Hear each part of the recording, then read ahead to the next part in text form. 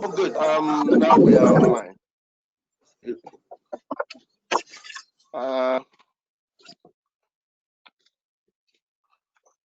First of all, I want to welcome everybody. Thanks so much for your time. I really appreciate your time. It's valuable. I doubt if you can pay for it. We have online Professor Tunde Bewaji from Jamaica. We have Dr. Ibietan from Abuja. Dr. Soji Oyeranmi, somewhere on Okyogu Road. He's coming from his farm. We have. I'm not in UI. It's okay. We have Mrs. Bamidele Ademola-Olateju also. From the US, I guess. Yes, good morning, everybody. Oh, good. Good morning. It's afternoon now. We will, the essence of, and for those who are attending, we want to thank you for your time also. Unfortunately, you might not be able to say, use this mic for now, but if you type any question you have, then we'll be able to listen to you. And probably I will read them out, and if there's need, we'll mute. We'll start. Essentially, we are looking at Dr. Soji. I'm out to mute your mic. Okay, good. Thank you. We'll start with Professor Bewaji from the instruction I sent to all the panelists. We'll start with Professor Bewaji because Professor Orubule is not here. Professor Adeyemi is joining us. Professor Perogi sent me a message and said that he will be joining us. That is pretty very early for him also. Then we move from Professor Bewaji after 10 minutes. We'll move to Mrs. Bamidele Ademola-Olateju. We'll move to Dr. Ibietan. Then we'll move to Dr. Soji Oyeranmi, and then Mrs. Juliana. Esoso.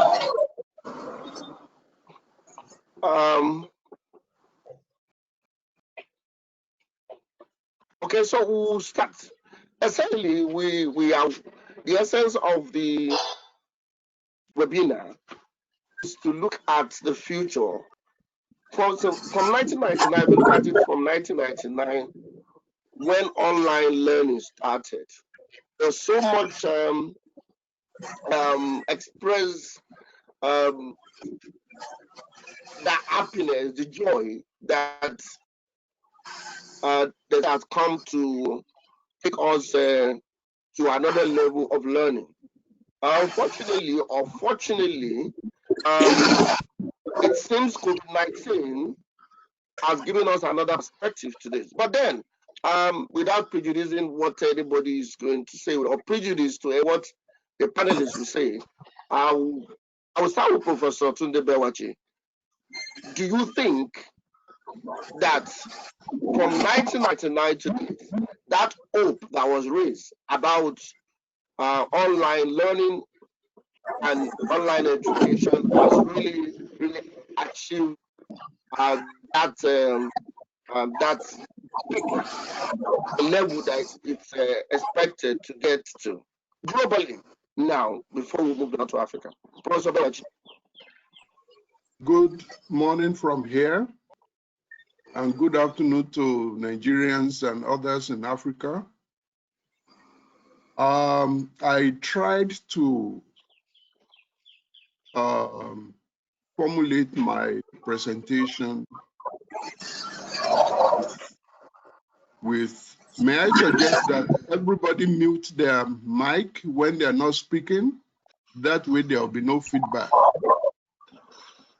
The future of norming virtual learning.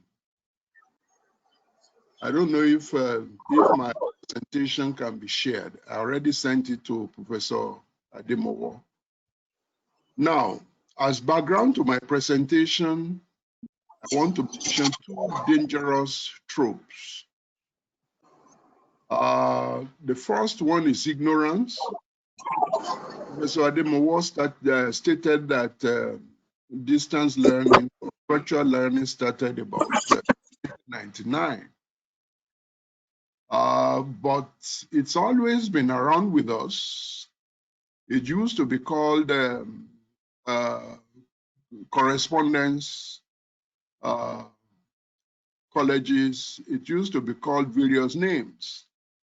It is the digital age that is the prevalence, global prevalence of information technology that has assisted in opening the system. But there is still a lot of ignorance of what is called open distance or borderless education, and especially in terms of their validity, in terms of quality, and in terms of virtue. And then there's also the second trope, which is prejudice based on unwillingness to accept change to the various forms of traditional learning and teaching. But whether we like it or not, it is just COVID that has emphasized this for us, that it cannot be business as usual.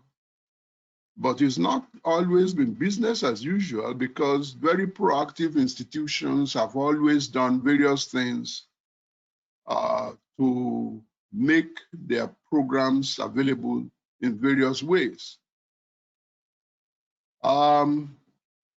Sometime in 2008, I made a presentation in Brazil where I lamented the Western education as an instrument against society.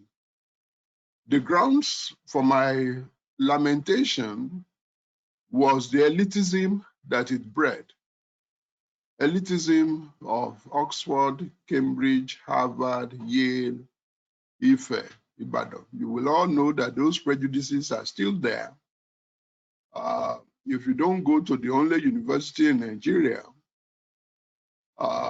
which is Ife, then you have gone to the others. Unfortunately, fortunately, I'm a product of both Ife and Ibadan. So I attended the only two universities in Nigeria. You can see the prejudice.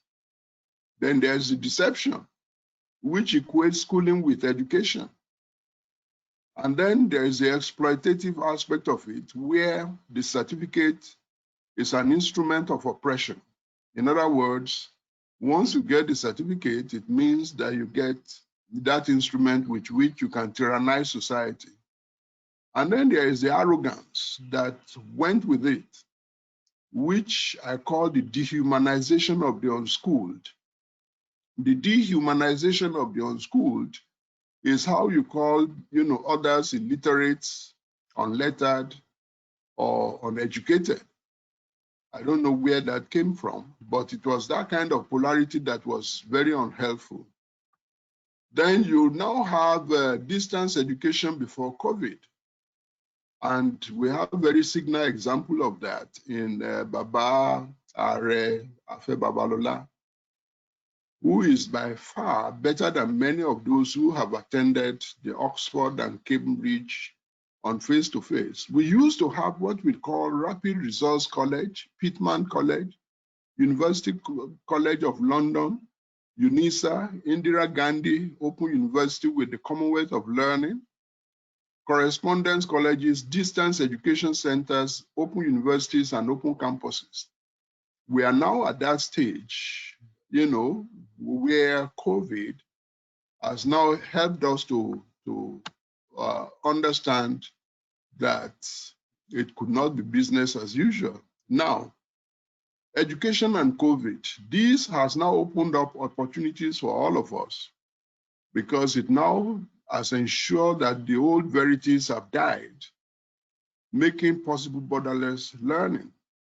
Borderless learning means that you could be anywhere.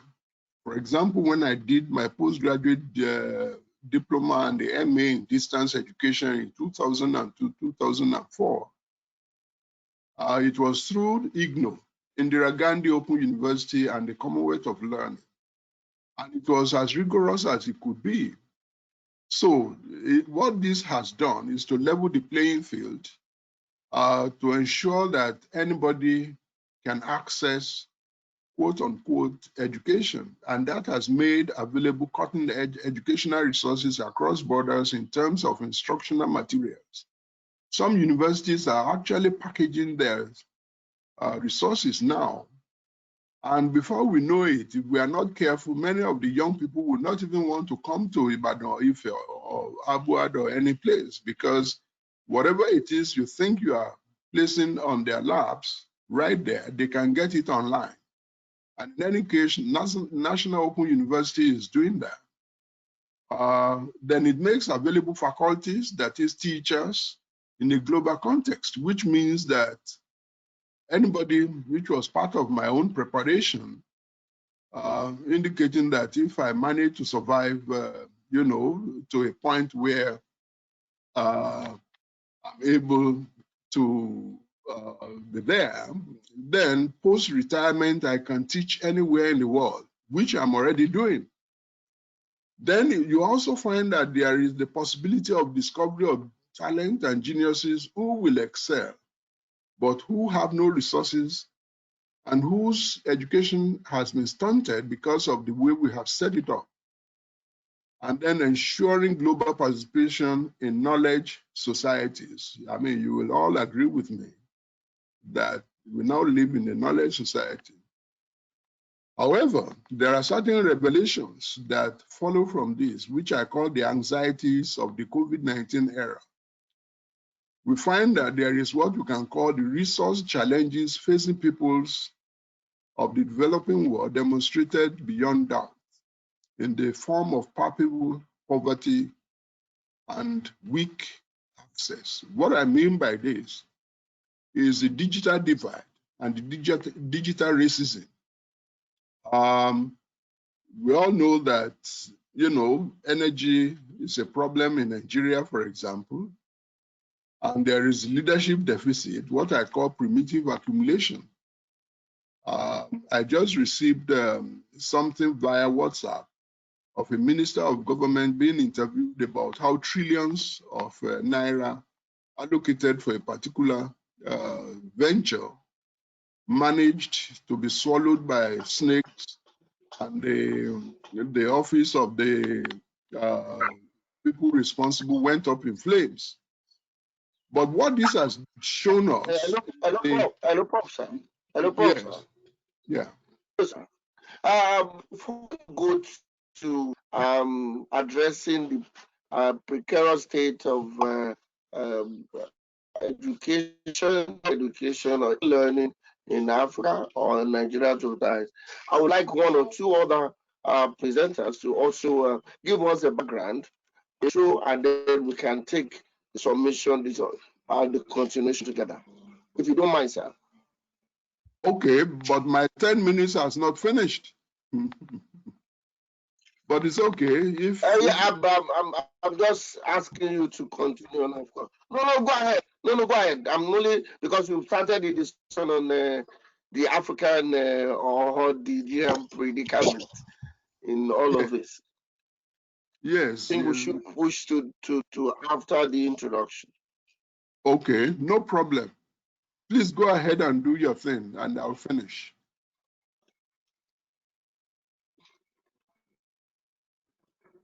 Okay, good.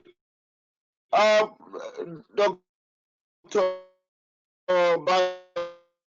Bamidele, Ademola-Olateju, please. Are you online? Yes, I am. Okay. Good morning, everyone. Hello, Bamidele Ademola-Olateju. Can you hear me? Hello. Can you hear me? You have we need to give us a background. Yes. Okay.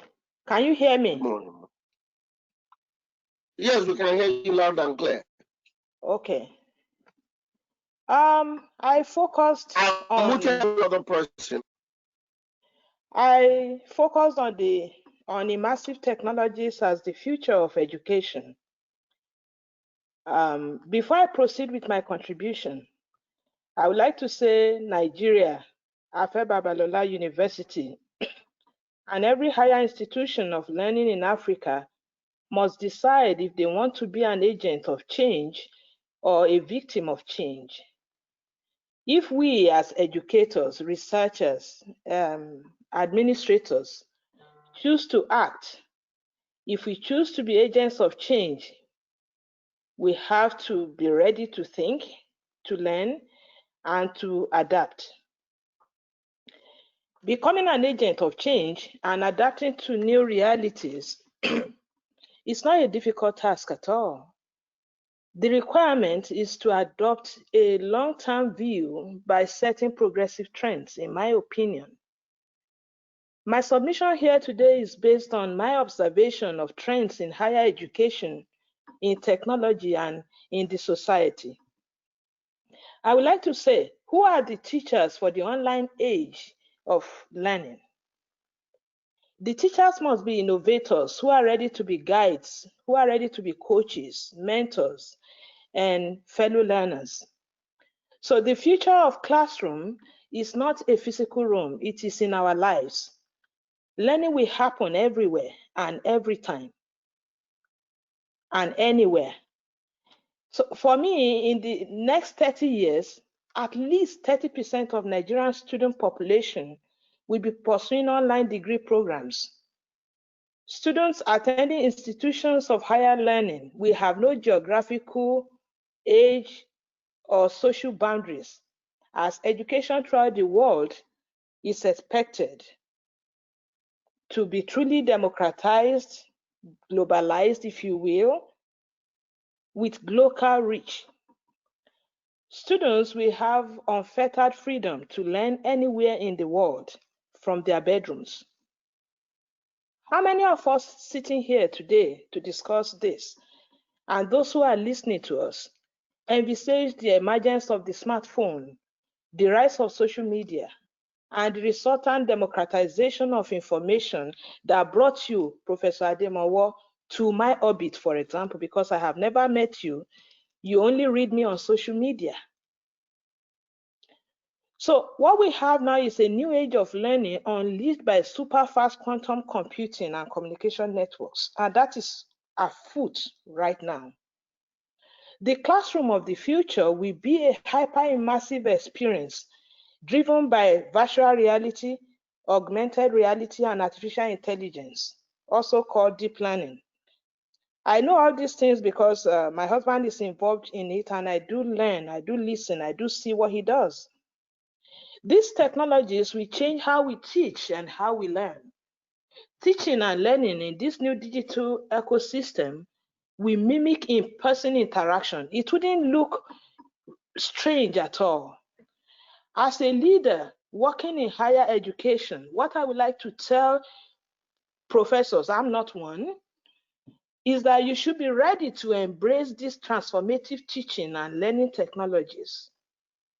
Education at all levels will be profoundly influenced by simulation using virtual reality, augmented reality, and it will blend digital and real world elements to create a version of reality. And artificial intelligence will help us think using machine learning.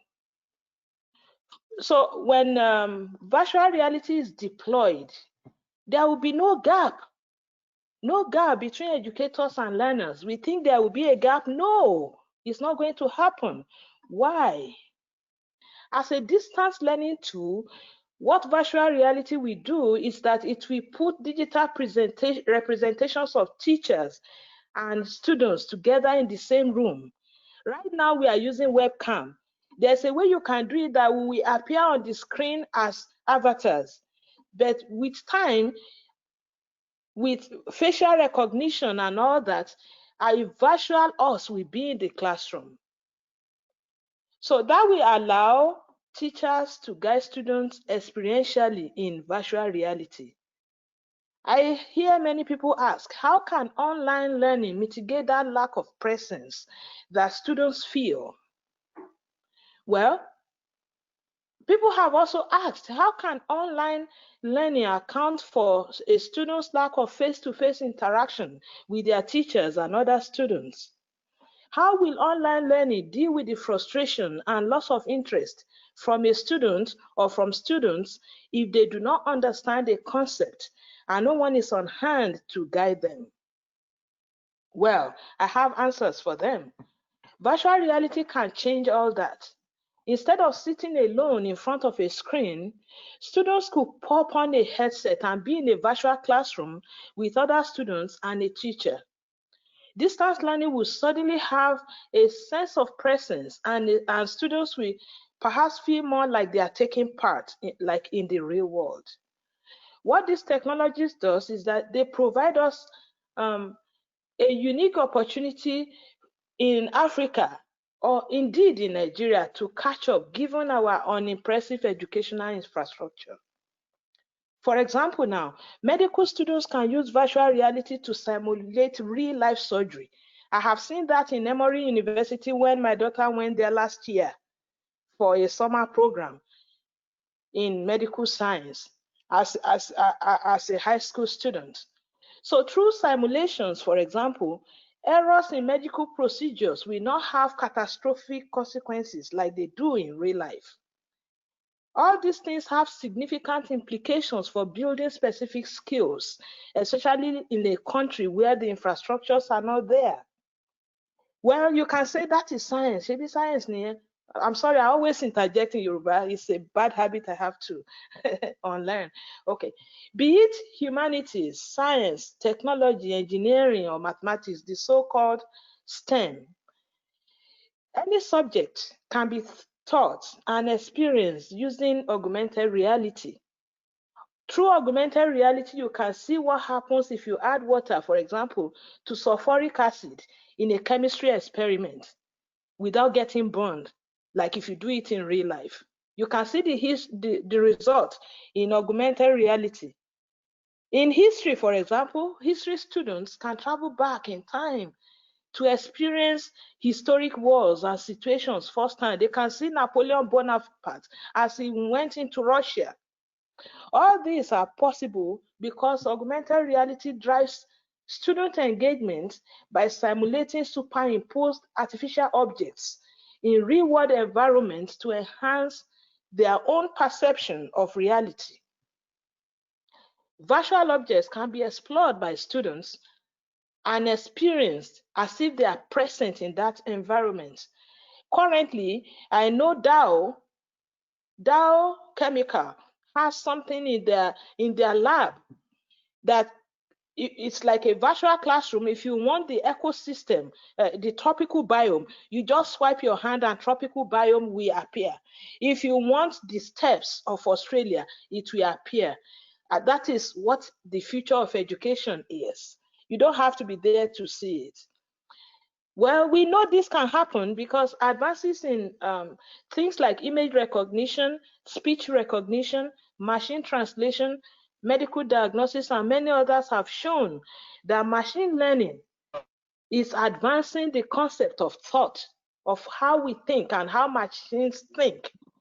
So learning through AI will be a new infrastructure for research for professors like you and learning in your universities.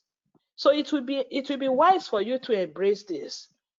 Let me quickly. Okay, I will say something about infrastructure before you later. move on. Hello, ma. Hello. Can we come back to? Yeah, can you hear me? Yes, please.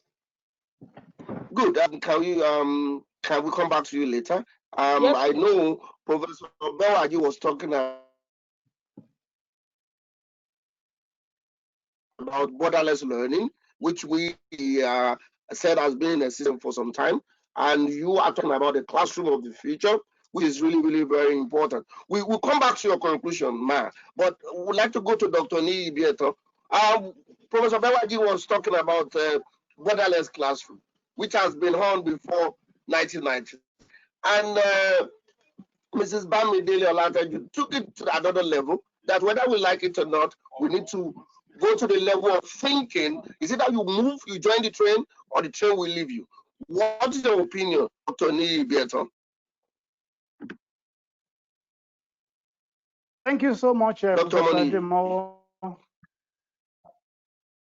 Can you hear me? Can you hear me? Okay, can we you can hear you, sir. me, Professor Ademowo? We can hear you loud and clear, sir. We can hear you, sir. Hello. We can hear you, sir.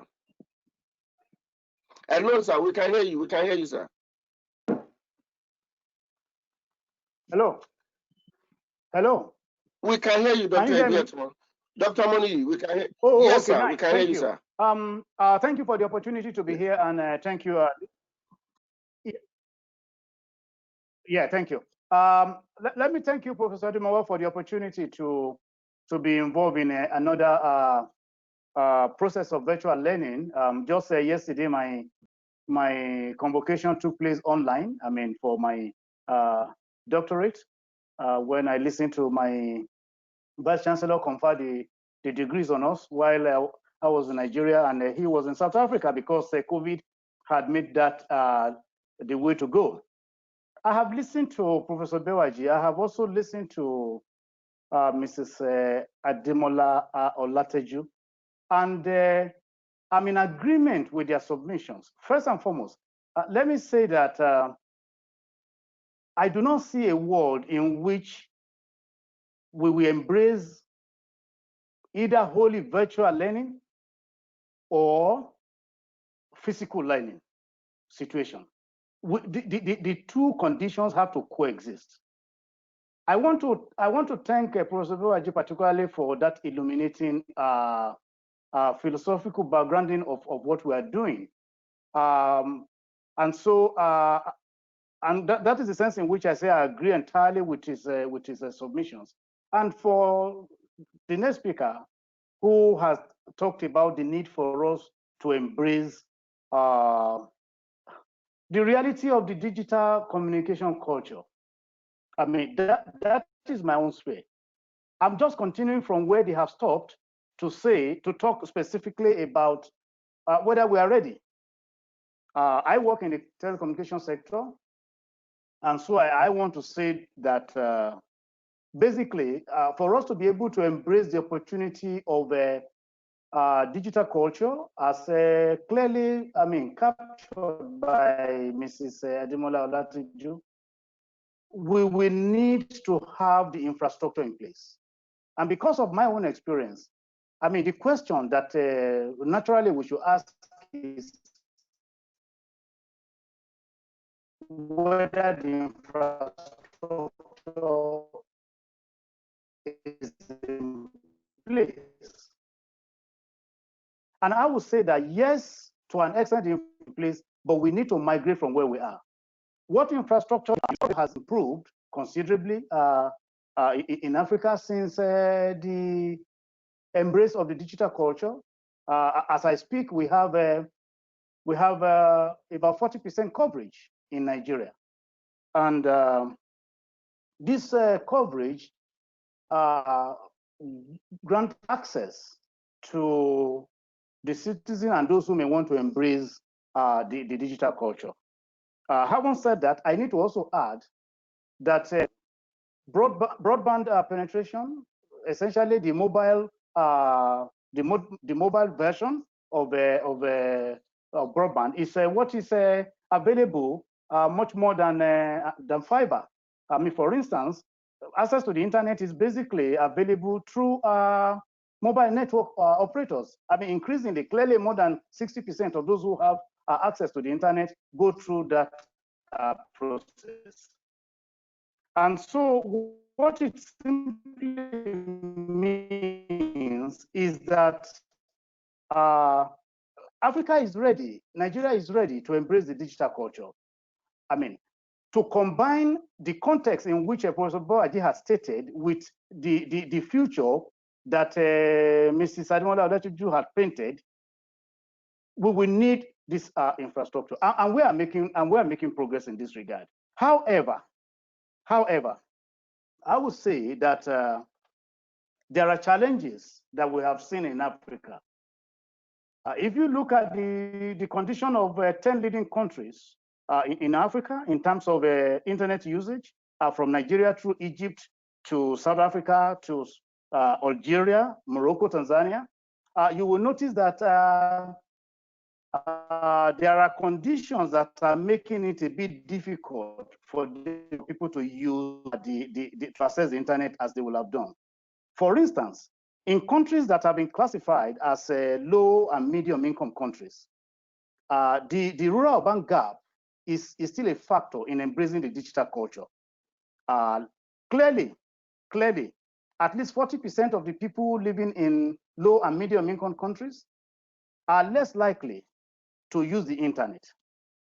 So in that case, even if the connectivity is available, you have no guarantee that people are going to embrace the culture because of the factors that prevents them to be able to embrace the culture. And one of those factors is still the cost of devices that people require to access the internet. I was reflecting on the inaugural paper delivered by Professor Olayinka David West of Pan-Atlantic University, which, came with very interesting title. And it goes thus, if I build it, will they come? What she has done in that paper is to raise fundamental questions concerning the supposition that the fact that there is connectivity means that people are going to embrace it. It is not always so. And I have mentioned one factor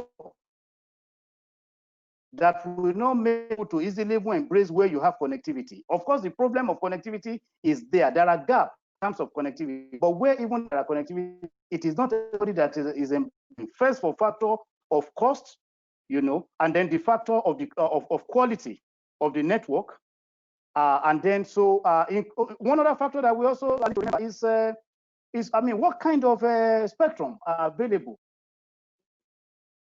You mean to launch such services? If you give a service that is a bit frustrating, people are not encouraged to embrace it. So, in a overall, Professor, is that the mindset is a factor in what we are discussing, and where we are today is not a place that people envisage that we will be in terms of learning some 10 years back. Professor Bewaji just took us through his experience in acquiring degrees by correspondence. Mrs. Ademola-Olateju have talked about what is also possible even in medical science. So what I'm saying in essence is that we must find a way to find a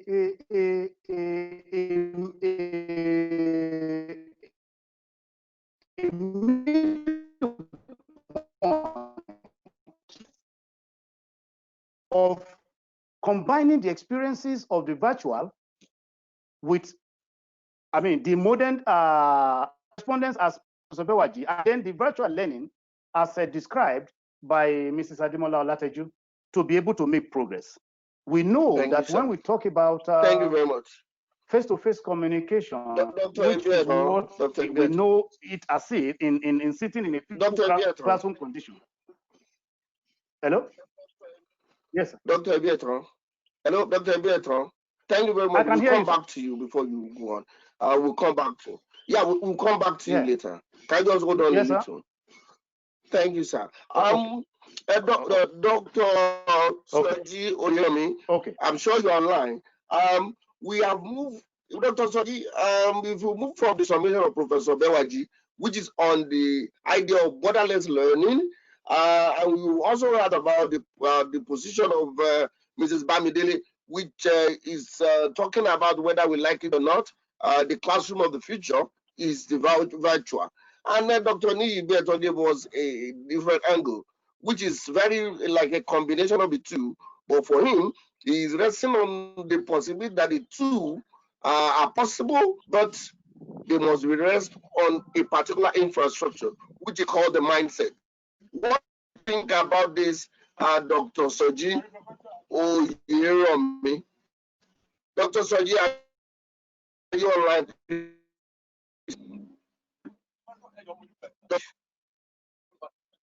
Dr. Soji Oyeranmi? Dr. Soji Oyeranmi?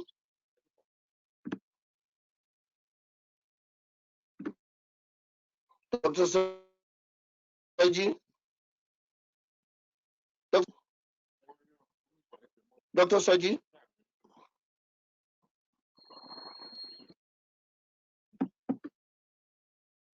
Dr. Soji?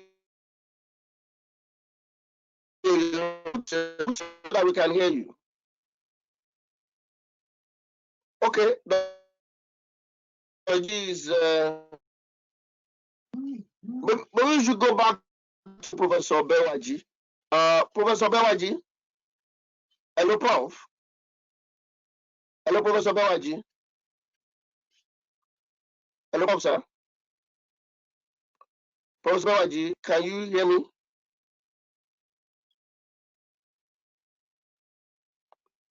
Hello, Professor Bewaji.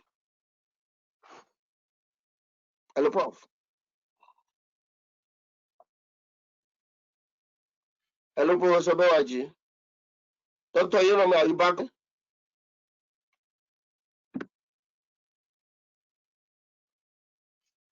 Professor Bewaji.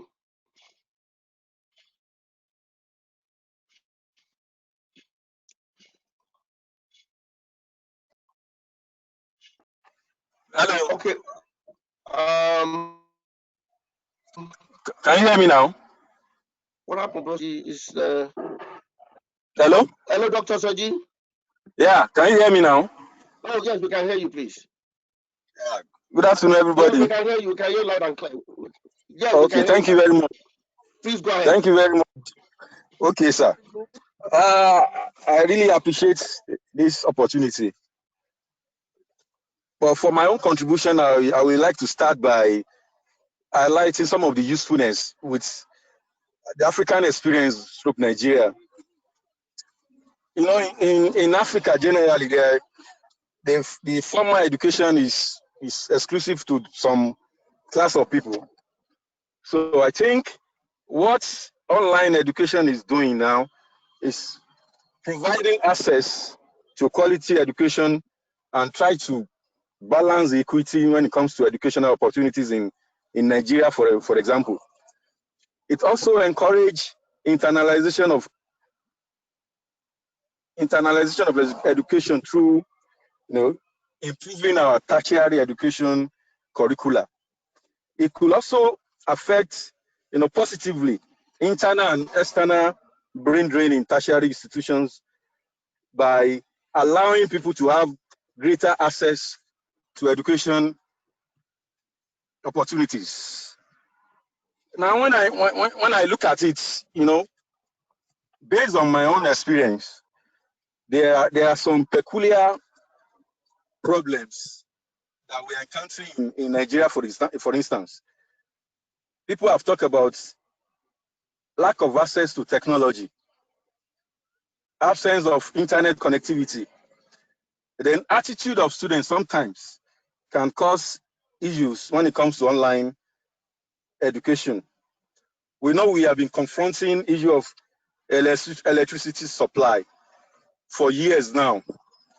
And without technology, without electricity, it will be impossible to really engage in this online education.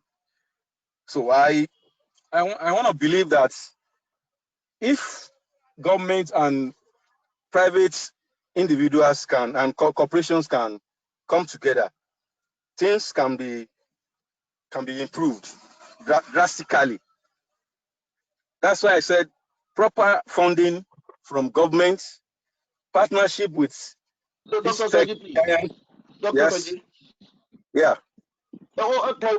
Before you move on to talk about things like this, whether it's a partnership, government support.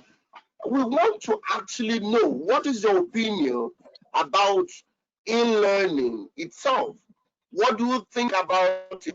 We are talking about the importance. Of course, we know it has a lot of benefits, but what do you think about it? And qualitative education, holistic education, because to learners through this education. What is your opinion about what a foundation presentation?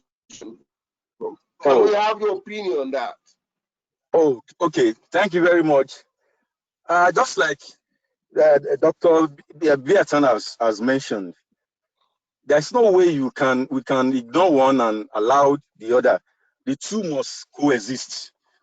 If I'm to use my own personal experience, I had both my BA and MA in the University of Ibadan, but for my doctoral degree, I have to go to University of South Africa, which was basically on OGL formats. And after my graduation in 2018, a lot of friends, came to me. And one thing I told them, if you are looking for something cheap, don't go for online education, because basically the quality between the online and classroom situation, they are almost at the same level. So I see it as a way of improving our access to education generally.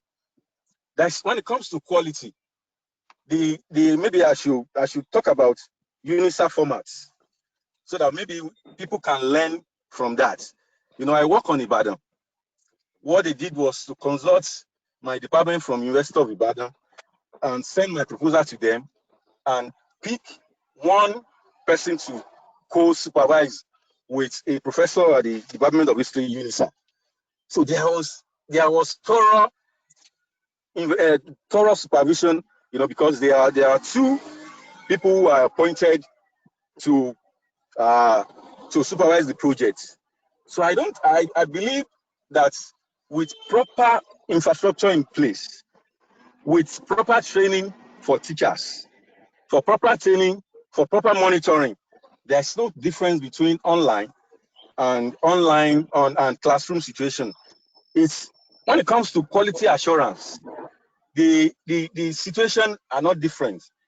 For instance, at my department at UNISA, Department of History, there is a committee there that work out modalities. They have manual to ensure that research students follow the guidelines. And if you fail to follow any of these guidelines, you will not be awarded the certificate at the end of the day. So it was, for instance, the ethics of how to conduct field work. We were exposed to, there was a manual. And I believe it depends on who are involved, because one of the basic challenges is the question of trust. The people believe that, some people believe that it was a cheaper way of acquiring certificates, but basically it is not, because the quality assurance that is attached to it is as greater as the online situation. So I believe that if Nigeria, for instance, how many people do write JAMB every year? Millions. But at the end of the day, few of them will get admission into various tertiary institutions. But online education is developed. Yeah. Dr. Soji, we are going to come back to Nigeria's situation. Thanks so much. We'll come back to Nigeria's situation. Now we have to go to Professor Bewaji, who was trying to talk about borderless education, but he was narrowing it down to the African and Nigerian situation. Professor Bewaji, you are still online. Professor Bewaji, Professor Tunde Bewaji. Hello, Professor Bewaji, we need you back online, sir. Hello, Professor Bewaji. Hello, Professor Bewaji. Yes, sir. Can you hear me? Hello, sir. You back on. We can Yes. hear you loud and clear, sir. Okay. So we want you to continue. Can I quickly just recap a little? Well, hello, sir. Professor Bewaji. Yes. All right. Let me. Yeah, you started with. Hold on, Prof, sir. Okay. You started with borderless education, but Dr. Oyeranmi before that just spoke was also in agreement with Ibietan, that a combination of virtual and physical is the best. Although Dr. Ibietan was insisting on the infrastructural mindset, which Dr. Soji Oyeranmi was talking about the question of quality assurance in online education. I know you are going to talk about this later. Please, I will appreciate if you go back to, you are about to tell us about the African predicament in online education. Professor Bewaji, you can go on, sir. Yes, what I was trying to suggest has been covered a little bit by the presentations from my colleagues. But indeed, nowadays, it is possible for you to be having surgery in Kingston, Jamaica, and a co-consultant is in Sydney, Australia, jointly performing the operation. But that is predicated on resource and infrastructural facilities that need to be in place. If you don't have that kind of situation, if you open up somebody's brain and you are being guided from Tokyo, and suddenly the electricity goes, what do? Or you lose connectivity. That's a problem. With COVID, what we also found in Jamaica, for example, my university went on break suddenly from March 12th and reopened after Easter. And we went into virtual mode. Jamaica is very lucky because we don't have the power outages that you have in Nigeria. And virtually the whole island also has broadband connectivity with the two providers. However, still found that many of our students did not have laptops. Many of them, and you know that there is very little you can do on your mobile device when it comes to bandwidth and the kind of heavy duty kind of thing that you can transmit. And the solution that my university suggested was to make available to students who were challenged to be able to have the resources. Now, imagine the case of secondary school children in primary. All of that was thrown out. And because of that, it now affects, the possibility of the university enrolling students for the new academic year. So what I was trying to suggest is that there are serious challenges. When I teach philosophy of mind, I tell my students that with the digital age, it is possible for my students to control when I teach them.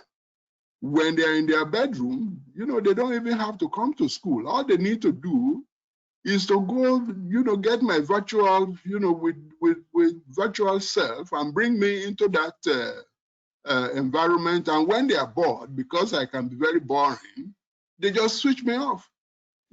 All of those are possibilities, and we might even get to a period where you can get yourself some chips into your brain that is going to be downloading information into your memory, which you can use. But that is predicated on, we're assuming that globally we have equal access, we have infrastructural facilities, and then the downside of it also, which I need to mention, is that our students, especially young ones, they want to be away from home. They want the experience of the campus setting. And that is also playing into what they are saying to us, that yes, virtual learning is good, but we want the experience of being an undergraduate, because that is part of the process of their growing up. In indigenous education, you have what you call the rites of passage. And at various levels, what we do in Western education is no different from that. It's just that it is packaged differently to make our own look as if it is not education. each stage in life must be predicated on certain, things you have to do before you get to certain places. So, what to do? How do we go about it? My suggestion is that we need to address, the critical infrastructural problem. We need to address the question of access. We need to address the problem of cost. And as my colleague also suggested, there is no way we can deal with, the future cannot be totally virtual. There are certain, especially in the solid sciences where you have experiments, you might have the virtual, which happened to some of my people who came from Nigeria. They have degrees in computer science, but they have never seen the internal structures of a computer. When they get to Jamaica now, and you place them in an environment, this is a computer engineer, and you now want him to do certain things. He has never confronted these things, but he knows it in his head. How does he translate it into reality? That is a challenge that must be faced. The last point that I will make is this.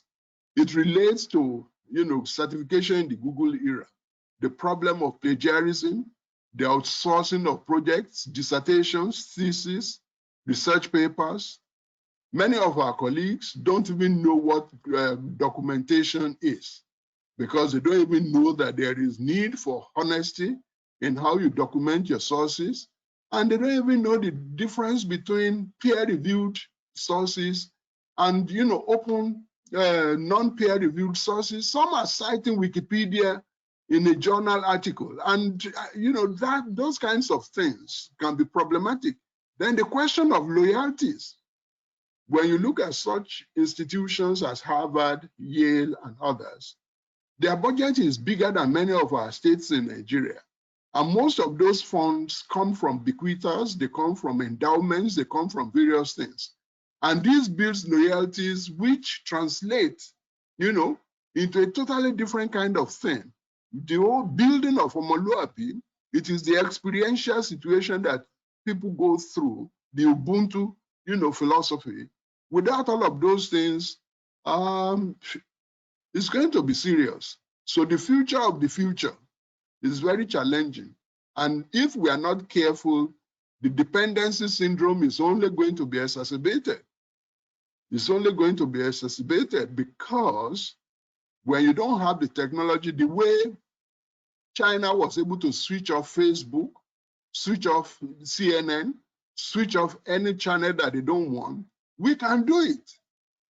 And because we can't do it, we have found that in many instances, parenting is now outsourced to various, digital resources. And you don't know what your children are being fed. You cannot have a hands-off, way of training your youth. Otherwise, your youth will be captured. Well, in most cases, we ourselves have been captured. Mentally, we have been captured. And that is why we cannot think properly. We are talking about COVID. Look at what has happened to us. We have the resources. Why is it people are not dying, as was predicted in Africa? Why? Because the indigenous knowledge system is there, but our campuses are not investigating those things. All we do is depend on what we get from China and other places. I mean, those are the kinds of things that I'm talking about, which I believe we all need to look at. And I mentioned the fact that currently I'm actually helping Codestria to supervise some PhDs in Africa. And I'm here in Jamaica. This is because this thing is possible. Imagine a situation when I was doing my PhD and there was no internet, there was nothing. You send a surface mail to your professor in the US, it takes about 3 weeks to get there. It takes another 3 weeks, to get back to you. But things are instant now. So we all need to impress on the policymakers. Thank you, sir. Technology must be democratized and everything must be made conducive. Thank you very much. Thank you. Yeah. Thank you, Professor Bell. Thank you, Professor Bewaji. Wow. Thank you. Let me quickly go to Mrs. Bamidele. Juliana also are you online? Thank you so much. I'll come back to you. Are you online? Ademola-Olateju? Yes, please. Are you with us? Yes. Oh, fantastic. Yes, I'll just ask this question. You had this sort of Professor Bewaji. The virtual learning you are talking about, which whether we like it or not, we need to join or we are left behind. I am aware that in places like Sweden, it's becoming a fundamental human right. Access to the internet is fast becoming a fundamental human right. There's a big problem right now. I'll just let me read one of the questions what some of our participants ask, and it's really it's an opener, eye opener for us because she was talking about, I think the ladies from London. She was talking about even participation in this program that we are holding. How a lot of access to the internet as many people for joining. Let me. I think that is a victory for Paula. I think of humanizing. The school is important in the society. That's not the question I'm asking. Okay, good. Adefunke Awo Sokare. She said evidence shows that there are gaps already between Africa and the rest of the world. For example, we're having a certain amount of people that can join this webinar because of lack of access or poor internet. What is your opinion about this? Because we are going virtual. I will prepare for this virtual that we're talking about. Okay. That's for me, right? Yeah, sure, of course, sure. Okay. I do know that we have a problem with infrastructure. What infrastructure do you really need to get going? This infrastructure needed for virtual learning consume a lot of bandwidth. We need, other than the telecom providers in Nigeria, we need fiber optic backbones in Nigeria. I'm aware, for example, with Afe Babalola University, you will soon have fiber optic backbone because I read it on Twitter that your governor has signed contract with Odua Infraco to lay fiber optic cable throughout Ekiti. So that would be good news for you to build on in the next few years.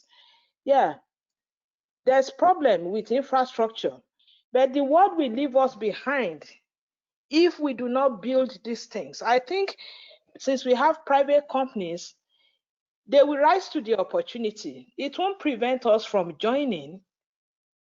We need reliable wireless network with capacity, PCs with enough computing power, physical spaces that are suitable for the unique requirements of immersive experiences. We need all these things.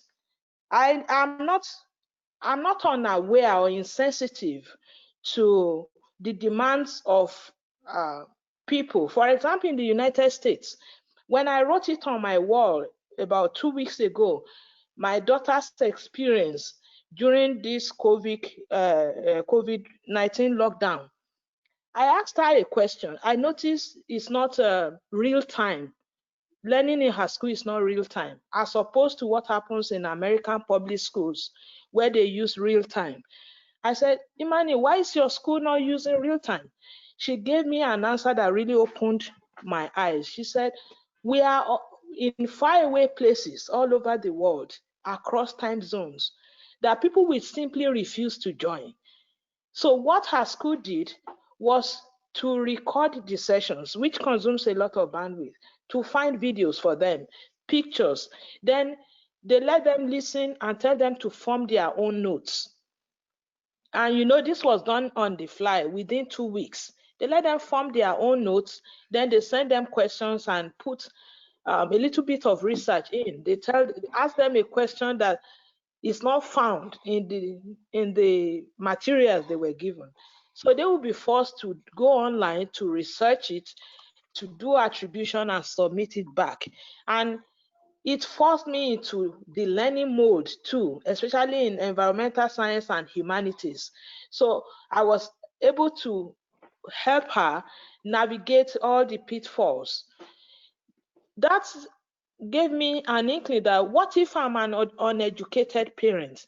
Wouldn't this child be at a disadvantage? Yes, it will happen. And what happens to those who cannot afford a laptop? You can't do, like Professor Bewaji said, many of these things on a smartphone. Our government has to prioritize education. I don't want to go into the politics of that, but I do know, and I often say, the quality of your education now is the state of your economy in 20 years. If your education is bad now, your economy will be bad in 20 years. So that is outside my purview as an individual. Mine is to envision and to preach that we cannot be left behind, but parents can do their part, government can do their part. For now, if we have to catch up, this is a golden opportunity. We must not waste this crisis. For university administrators, for teachers, we must not waste it, because this can put us on the same pedestal with advanced economies where they have all the infrastructure. If you can have fiber optic backbone, we can find a way through these things so that we can experience that experiential learning that they too we experience, and there will be no difference. I would like to give an example before I pause. Nobody learns to fly an aircraft by piloting a real aircraft. You have to be in an aircraft simulator to learn how to fly an aircraft. That is virtual reality. So if you have not seen a computer before, if you have not seen the internal organs of a human being before, virtual reality can put you in that environment such that when the day comes that you are supposed to do it, you'll be able to do it without let or hindrance. Thank you. Thank you. Yes. Are you online? I'm here. Dr. Ibietan.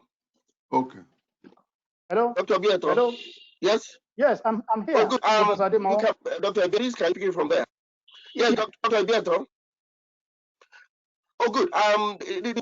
You had the submission of Mrs. Ademola-Olateju, Yeah, and she's unequivocal about the fact that there is need for government intervention, and the government that is preparing for 20 years must not must always must carry education.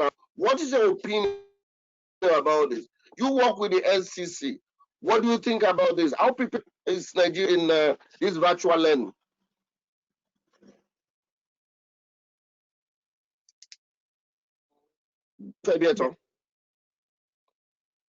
How prepared is Nigeria with all that Mrs. Olateju?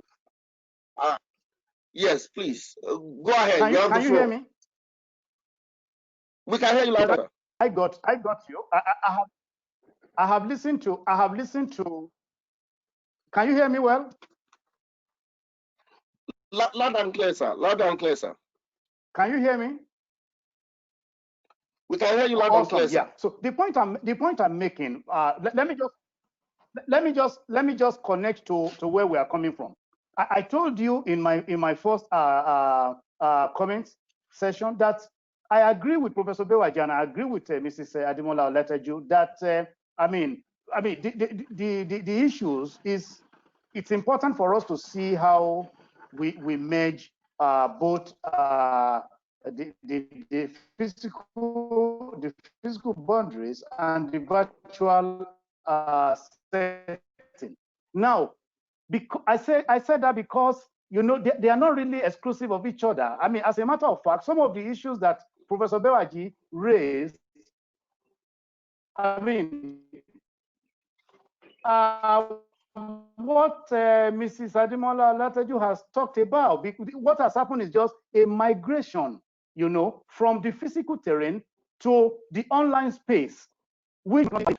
So now, to answer your question, whether we are ready, I will say this to you. And I'm going to share with you information that is already in the public domain, which you may not have access to. I'm happy that Mrs. Ademola-Olateju made reference to what has happened in Ekiti. What the governor has done is to help to deal with one of the bottlenecks, that stifle the provision of infrastructure to participate in the digital economy, which is taking away, that high price on how much is charged per meter, of the laying of fiber optic, by returning it to the decision of the National Economic Council, which paid the price 145 naira per linear meter, in laying fiber optics. But that is just one aspect of it.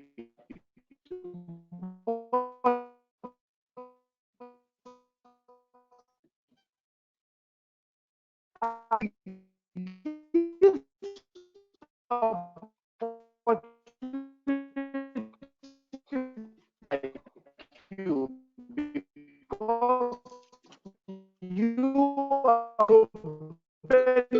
who also acts as the chairman. So what happens in future digital economy? And somehow, I think, as Mrs. Ademola-Olateju has said, we should take the opportunity. So the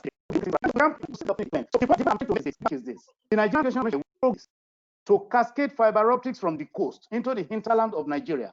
As a matter of fact, what is in the blueprint is to ensure that there is a 10 gig point at each of the 774 local government areas in Nigeria, from where those bandwidth can now be cascaded to users who are living in interior parts of the country. So as I speak with you, 6 infrastructure companies have been licensed to take fiber from the landing points at the coast to various parts of Nigeria. You know that bandwidth is a basic infrastructure that is required if we were serious about virtual learning, if we are serious about participating in the digital economy. And I want to say this because it's already an information in the public space. Just 3 months ago, a new broadband plan has been launched by the Nigerian government. The president himself launched that, as a program that was organized by the Federal Ministry of Communication and Digital Economy. Now, the plan is, having achieved about 40% broadband penetration at the moment, the plan is to see how Nigeria may achieve up to 70% broadband penetration by the end of 2021. And of course, it is possible. But all stakeholders have to work in a way that makes this happen. For instance, the telecom ecosystem must work more collaboratively in a manner that you don't just provide the connectivity, but encourage also people to connect and be able to actually, in a concrete sense, utilize the benefits that come with broadband infrastructure. So we have come a long way, Professor Ademowo, but we still have a long way to go because power, energy is central to what we are talking about. You heard the reference that was made by Professor Bewaji to the fact that you can have a surgery, a virtual surgery from different countries, where things are coordinated. But for any reason, if there is an outage at one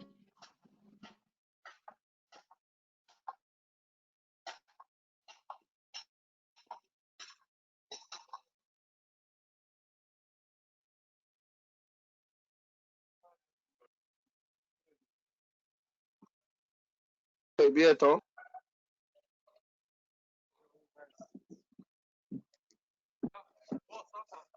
Dr. Ibietan. Dr. Ibietan, we can hear you. Dr. Ibietan. Oh, Dr. Ibietan.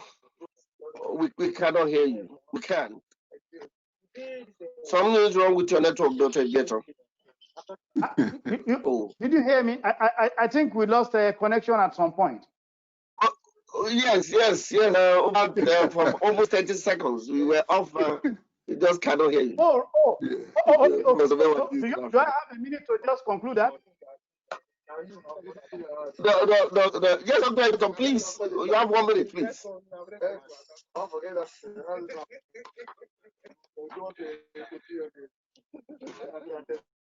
Dr. Ibietan, I to Dr.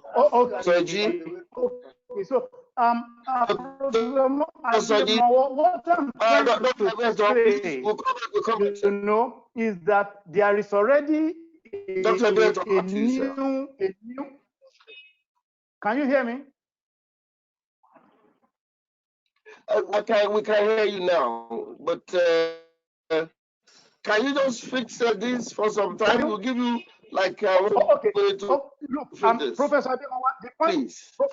We'll come back to you, sir. Professor Ademowo, the point.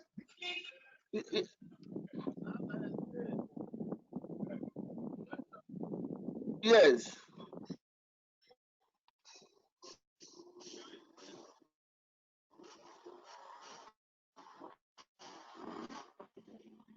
Dr. Soji, you hear me? Are you still online? Dr. Soji, you hear me? Dr. Soji, are you still online? Dr. Soji, Dr. Soji, I'm online. Are you online? Yeah, I'm online. Mrs. Juliana Esoso, are you on now? Mrs. Juliana Esoso. Oh, Dr. Soji, good. Dr. Soji, I want to ask you this question, sir. Okay, one of sir. the participants is asking, Beatrice is the name. Beatrice Okpoluwa, asking a question. Why this change we are talking about is a possibility? How are we to ensure in Nigeria that not victim of this change? We are aware about students that we are presently who are students and who will be students in future. How are we to ensure that they won't be victim of this change? That question from Beatrice Okpoluwa. This question, can you attend to that then and make your own submission too?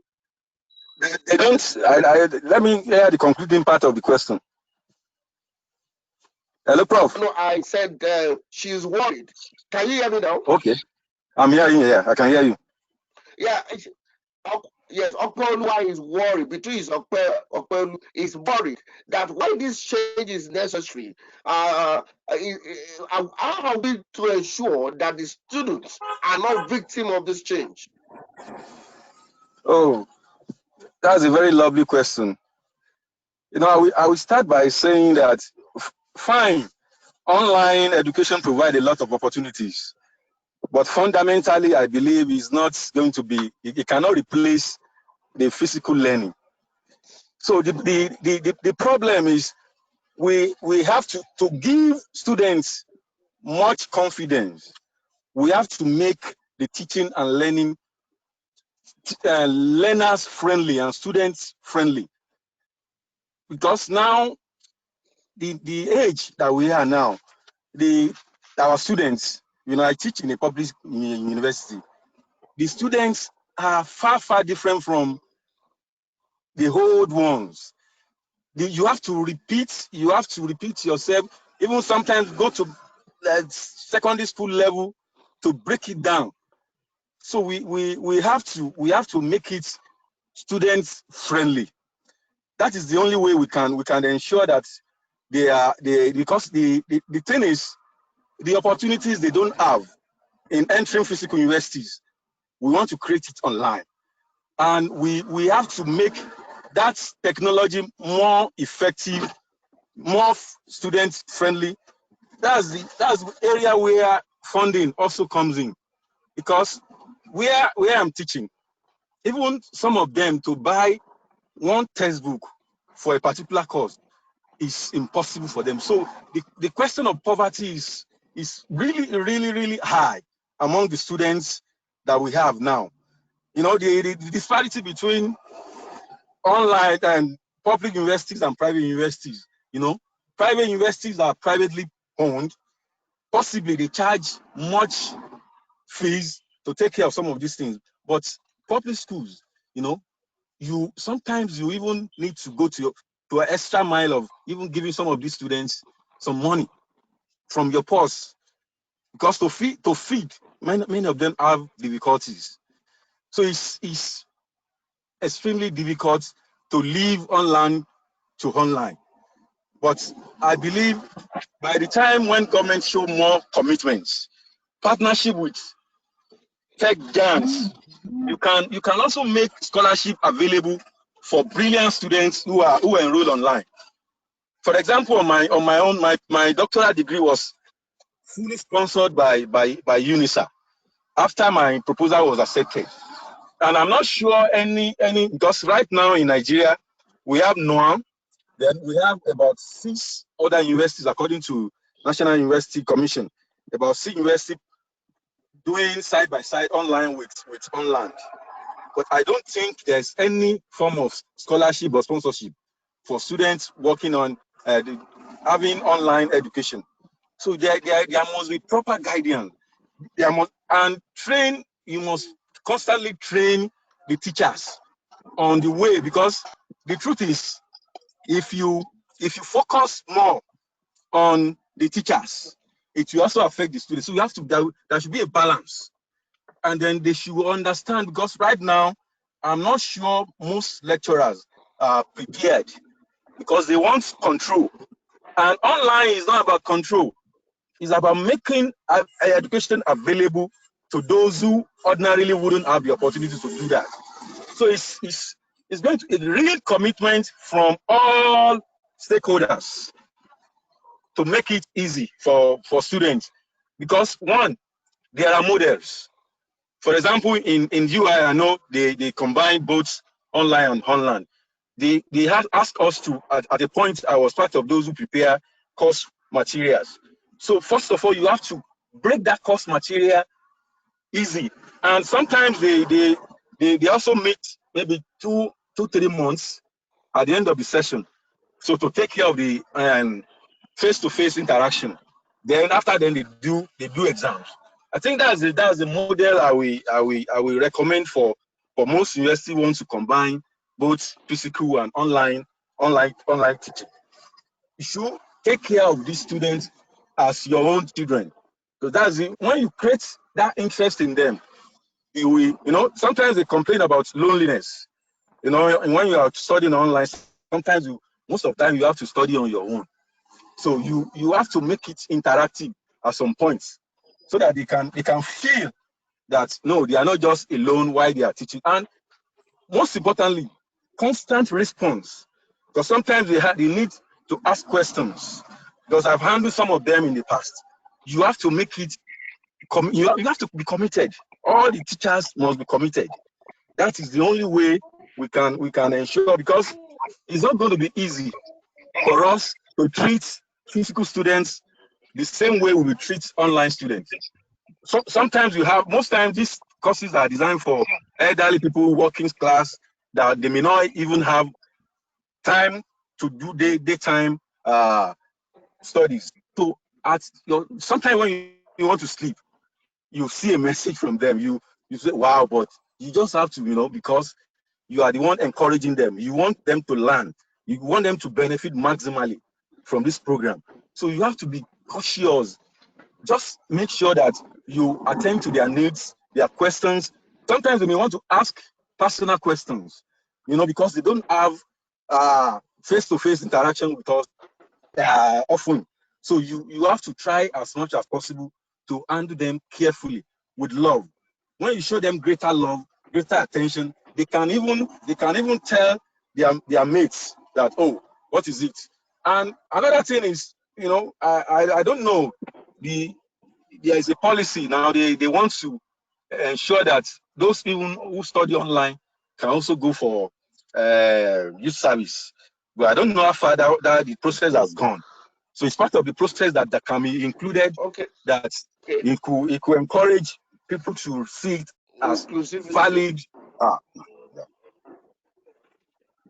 Thank you, Dr. Soji. Come back to you. Yeah, we'll come to you in a minute. Thanks for that concern for inclusivity, which has happened to those in distance learning and other part. Juliana and Esoso, are you online? Juliana and Esoso, are you online? You are online. Can you please unmute and you make a contribution, please? Juliana and Esoso, because I want to go to Dr. Ibietan. Juliana Esoso, please.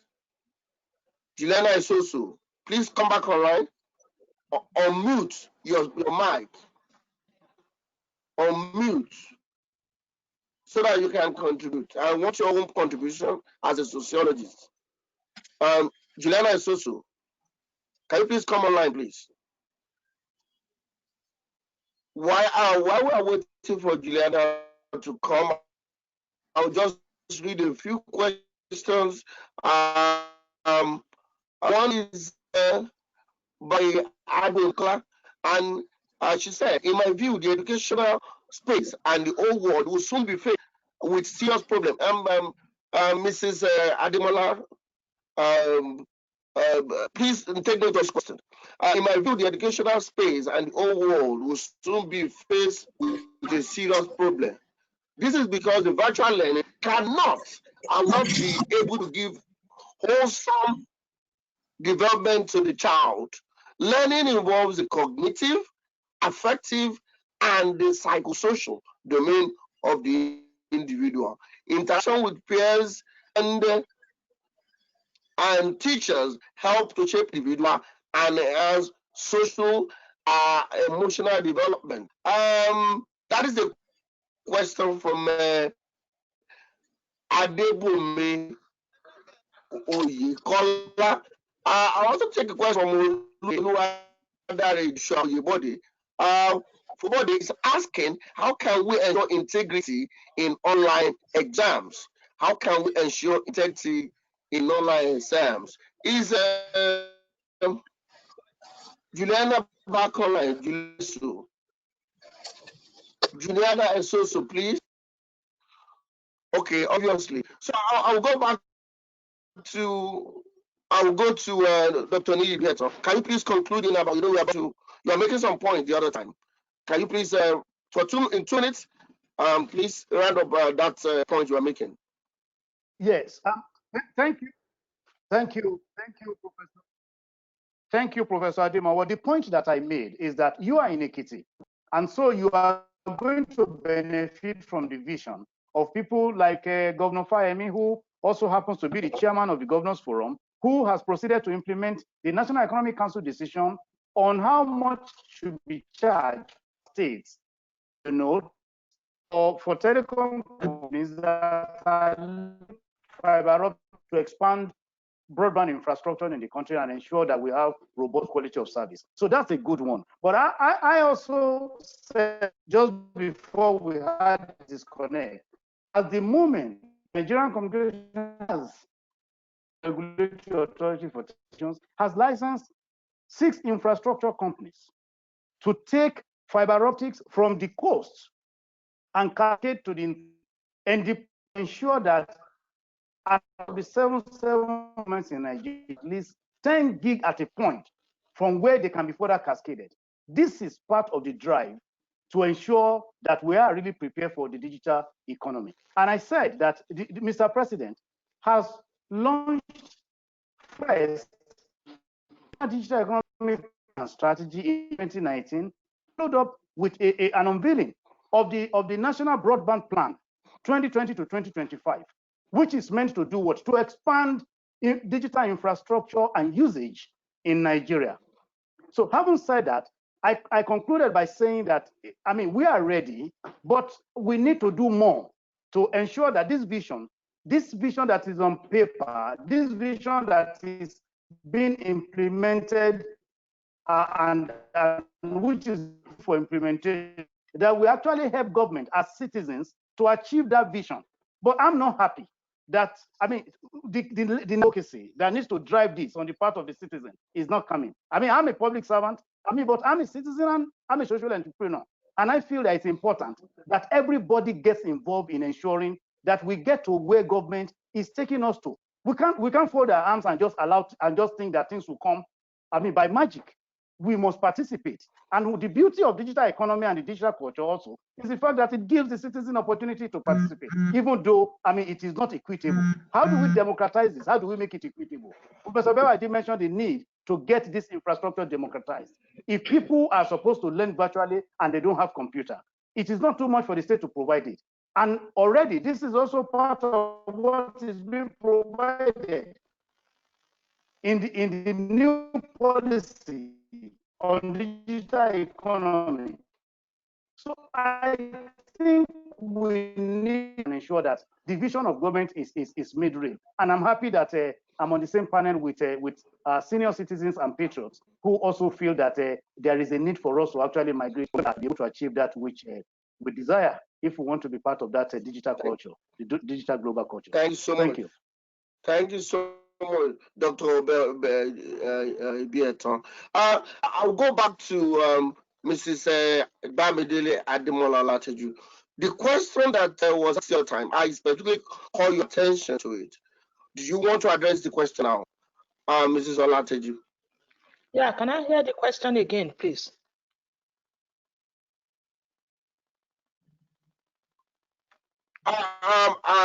It was one of the submission, I'll read the question again. And she said, Adeyemi Oyekola is the name. And she said, in my view, the educational space and the whole world will soon be faced with a serious problem. This is because the virtual learning cannot and will not be able to give wholesome or holistic development to the child. Learning involves the cognitive, affective, and the psychosocial domain of the individual. Interaction with peers and teachers help to shape an individual and enhance social emotional development and learning, which has implications for education and for. What is your opinion? What do you think about this question? Oh, thank you. This That's submission. a very sound question. You know, in terms of cognitive development, I don't think online learning will have adversarial relationship with the child. But like you, I'm concerned about the psychosocial and affective domains.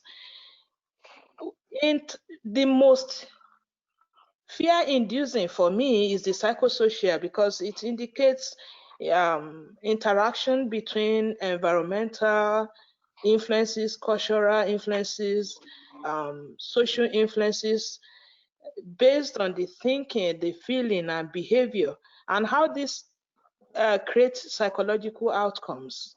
So when we consider transition to online learning, it is fundamental to highlight the role of a parent. And that takes us, without going too far, into the issue of modeling. You see, you need to find a way to, parents, don't let me personalize it this time. Parents will have to model their children's behavior because observational learning is what children do. So it's a technique. I'm not a psychologist, but I've read too much of psychology. So it's a technique in psychology that they use to change or modify current behaviors. So we know that your children will look up to you in deciding how to view the world and which behavior to exhibit. That is grounded, we know that. So in online learning, for example, hello? Hello? Hello, ma, we can hear you. Oh, okay. So children need to connect online to access. Hear you. Okay. Children need to connect to access their learning material. We know there are risks that you can help your child, or parents can help their child or children to reduce. This includes management of screen time. And you can help your child cope with the transition to online learning by developing good boundaries and metacognition skills, which is a process where they reflect upon their own thoughts and problem-solving strategies. So these fears are founded, I understand, but online learning need high motivation, which the parents can model at home. If you have anxiety as a parent, it will show to your child. So you need to find a way to help them to get motivated, which is part of it is intrinsic, part is extrinsic. So you can do this by having rewards for your child, motivating your child, giving them gold star rewards, giving them, maybe taking them out if they perform well. But mostly, anxiety comes from learning a new thing, facing a new reality, and parents can help by being immersed in that culture of online learning to be effective. So all these things we know from Maslow, who studied motivation, that all these, there are several hierarchies to human experience to feel fulfilled.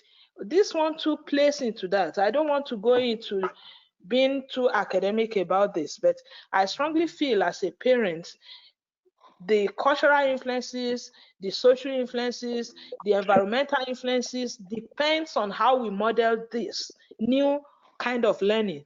For example, look at Khan Academy. I don't see any anxiety in children going to Khan Academy to learn. They are so happy about it. Not only my child, I've seen so many other children. They go there, they can do it at their own pace, learn at their own time. But if you are like, oh, are you learning anything? Is that okay? They will feel that same anxiety. So in terms of cognitive domain, affective domain, psychosocial domain, I think the psychosocial is what I'm particularly concerned with, and it depends on how parents model online learning to their children, especially in pre-K to K-12. Thank you. Okay, thank you very much. Thank you very much, ma. Professor Bewaji, are you online? Professor Bewaji, I need you back online. Professor Bewaji. Hello, Tunde Bewaji. Professor Bewaji. Oh, good. Thank you very much, sir. Professor Bewaji. Yeah. Yes. Hello, Professor Bewaji. Good.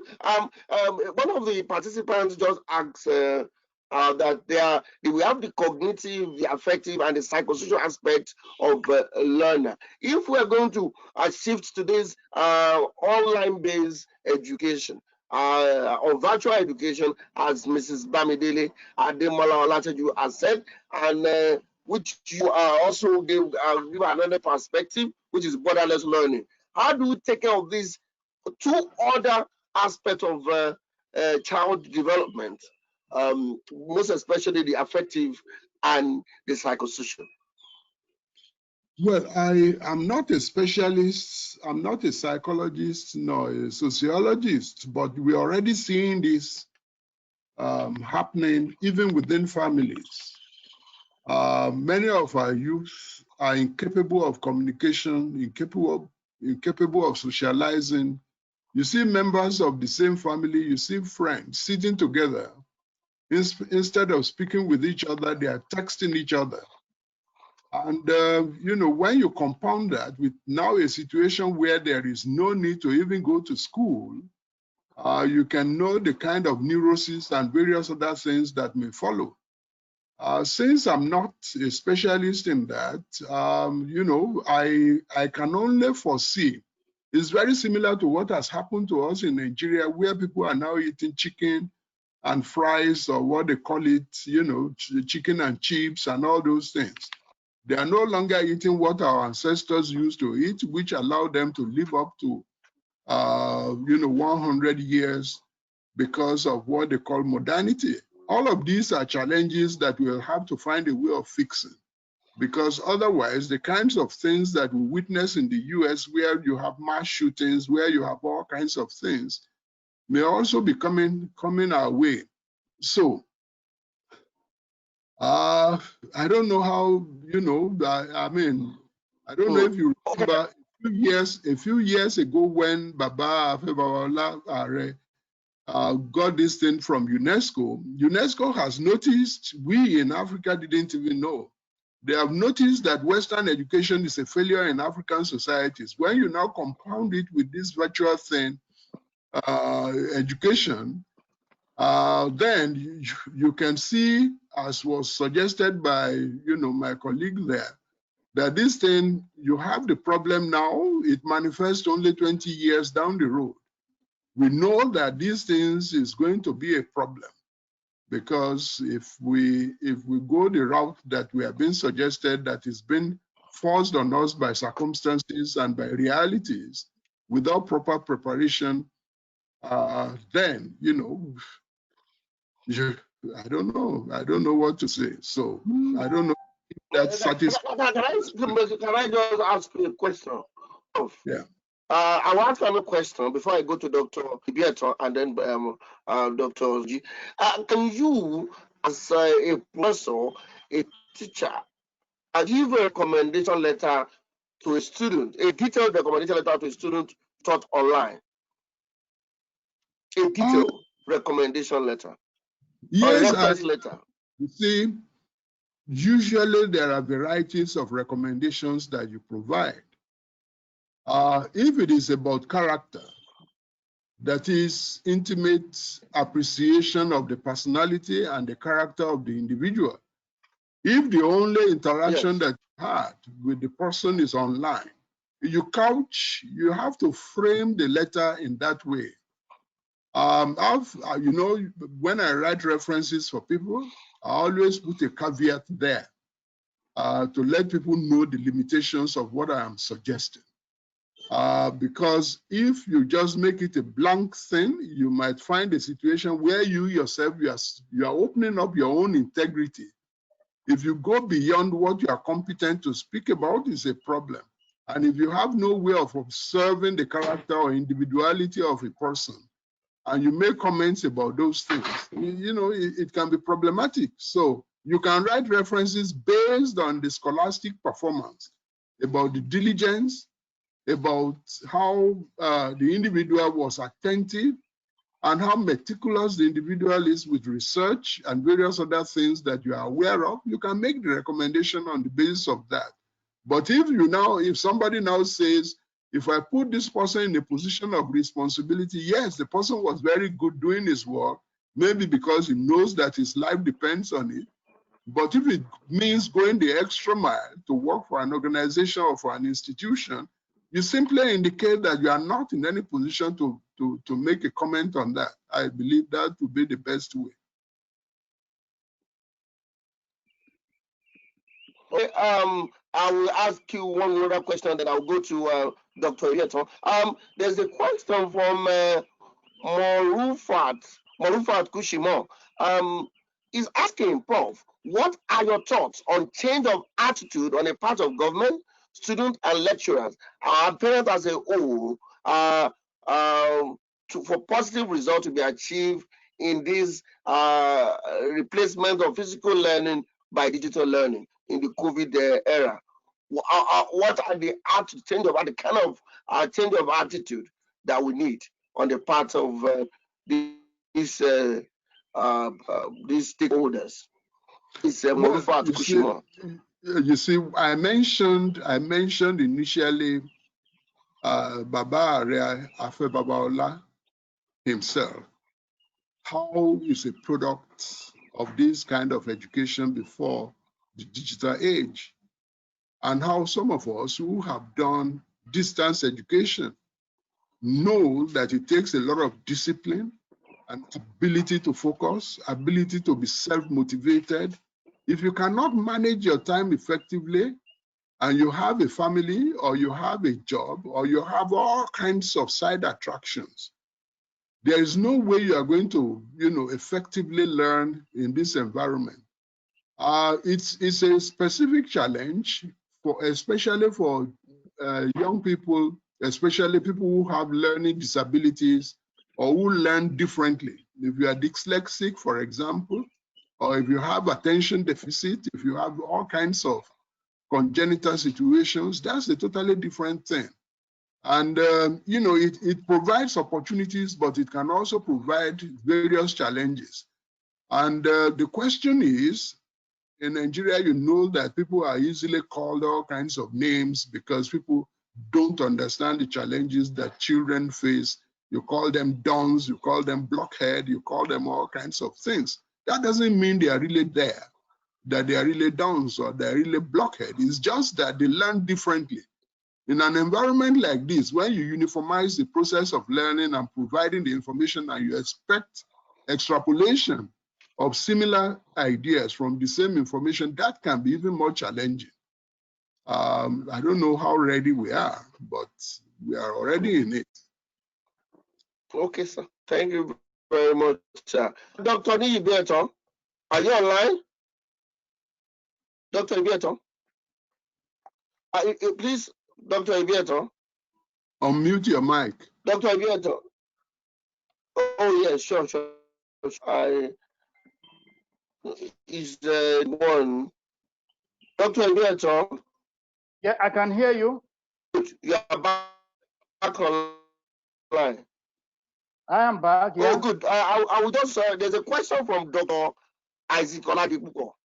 Good. Can you just listen to this question from Dr. Oladipo? Dr. Oladipo is asking, how are the other tiers of education, apart from the university, how are they ready for online learning, particularly in rural areas? You work with the NCC, and I think we'll be talking about university education. It's quite unfortunate that we've been talking about university education. We're not talking about all other tiers of education. What is the plan of NCC? What's the plan of NCC in incorporating other tiers of education in virtual learning, as is done in other parts of the world?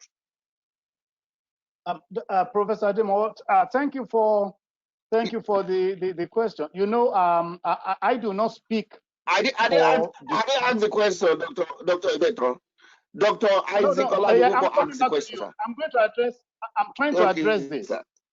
You know, I'm a public servant and I have to be guided by the rules. I'm just saying to you that I wouldn't know what other plans are in afoot with regards to getting people in primary school in rural areas to be able to deal with virtual learning. But I want to tell you information that's already in the public domain in responding to the question from the participants.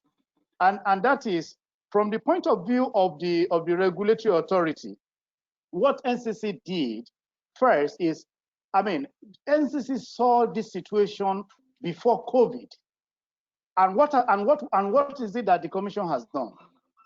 There is there are sets of programs that we call school support program, and it's basically about providing infrastructure in primary and in secondary schools, and also in tertiary institutions across the country.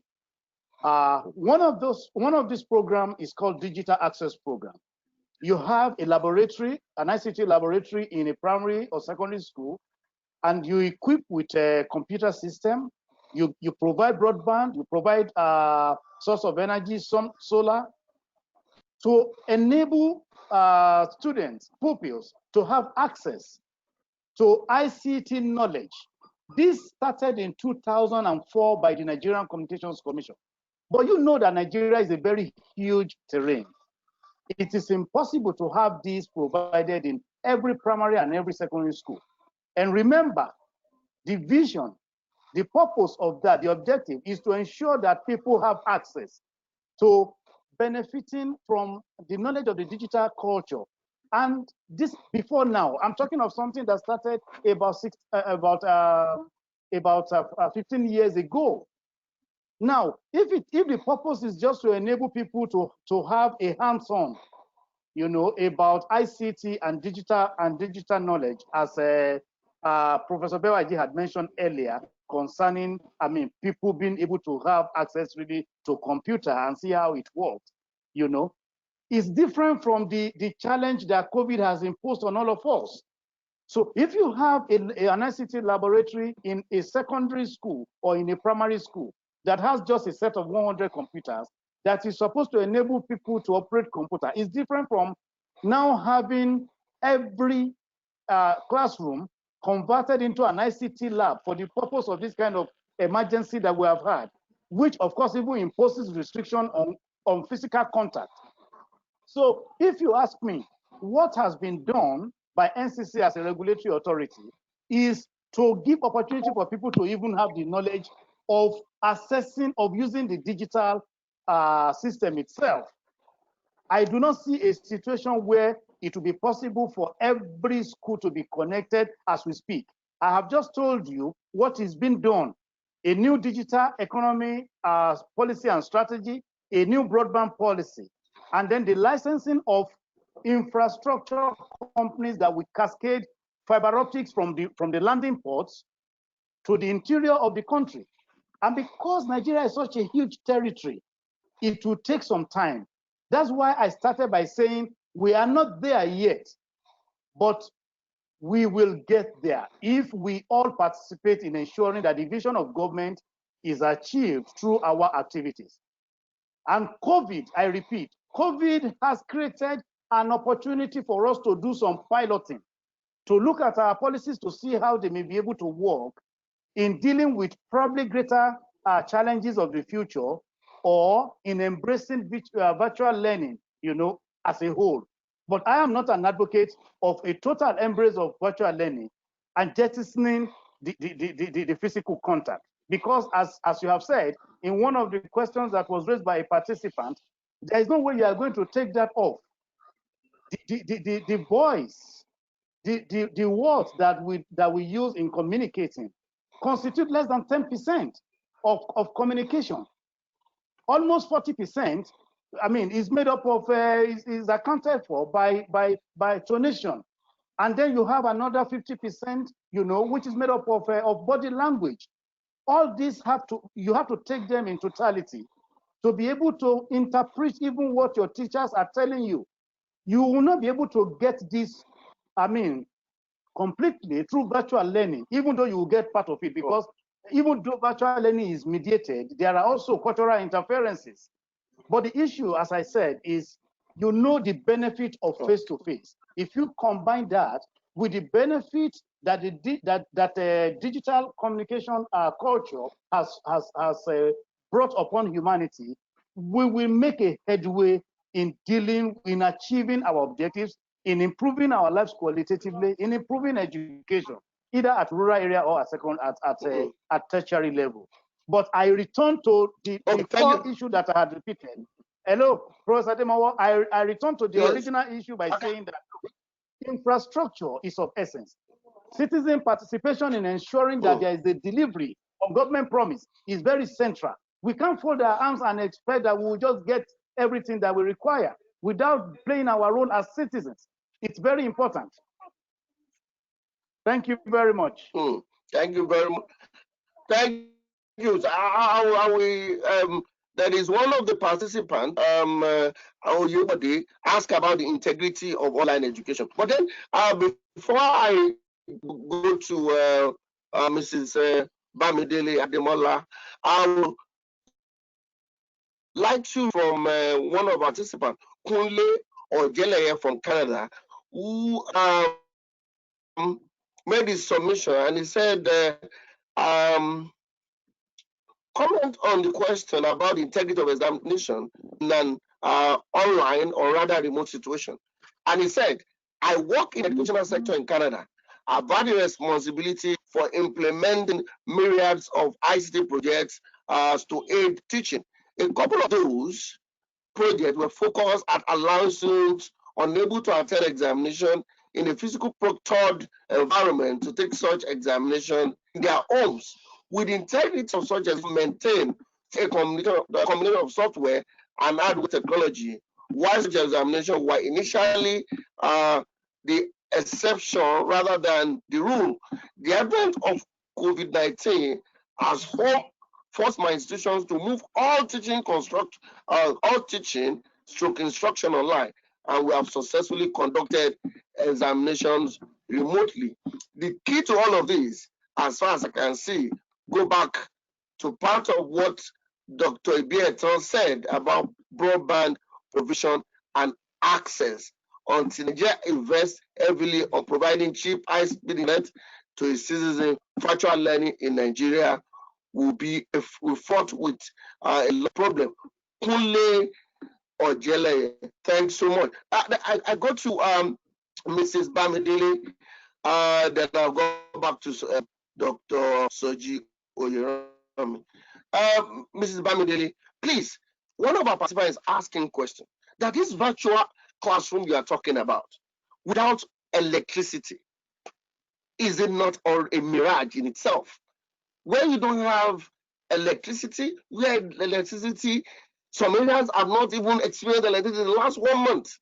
And government is saying they are teaching them through television and some other stuff. How can this virtual learning be a reality where there is no electricity? Mrs. Ademola-Olateju, please. Well, the short answer is hello, ma'am. The short answer is it's almost impossible. But again, without electricity, without broadband backbone, all these things will continue to be a mirage. So that's the short answer. But for me, I just always take a long view. I like looking into the future. What does 20 years bring? What will it look like in 50 years? Whether we like it or not, it will come. Because the future belongs to those who take ownership of it. Are we going to fold our hands and say, oh, there's this problem about it, there's that problem? We need to rise up to the occasion. That depends on whatever the government does, though. But we, institutions like Afe Babalola and other universities too have their own role to play. The government might provide the electricity. I think they are working on it. Let's pray it becomes a success. The same thing with broadband. It has to be done for all this to be a reality. My own position is that whether we like it or not, this is the future. We can't go back to being cavemen because of urbanization. We are all far-flung now, and we have to find a way to interact. Look at our children. They can't survive without smartphones anymore. That's where friendships are built. Like I said earlier in my presentation, I have never met Professor Ademowo. He contacted me about a week ago for this program. He has been following me for years on Facebook. But like, I would like to go to that question answered by Professor Bewaji, that would you like to write a letter of recommendation for an online student? For me, the internet has shattered the world of abstraction. It has, because I'm a beneficiary of it. Many people I know have influenced my life. I met them online. Some of them I met like 5 years before knowing them. Kunle Adeleye, who was a contributor to this discourse, I got to know him on Facebook, and I could tell what his character is. And I met him physically like 2 years later, and he became a right-hand person, a go-to person for me. So I will gladly write a letter of recommendation for an online student. Why not? I may not have met her or him at the corridor. He or she may not have come to my office asking for explanation or complaining over a grade. However, that student must have exchanged numerous emails, must have had Skype sessions with me, must have exchanged phone calls. So the internet has redefined that. We who love digital technology, we have a way of doing our electronic knowing. I like to call it electronic knowing, such that it feels like it feels so real, and we seldom go wrong. So I like to couch it that it is the future.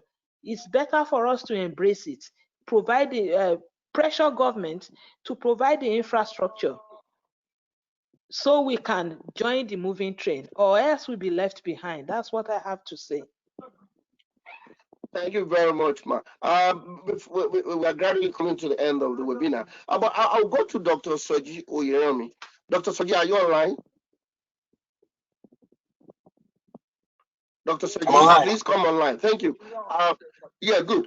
Without telling anyone your where you are teaching, how prepared our colleagues in the university? Some of them, I mean, I've met colleagues who claim to be senior lecturers, and what they submit publication, the kind of their dexterity in internet and in operating computer is absurd. Unprepared. Talking about the future.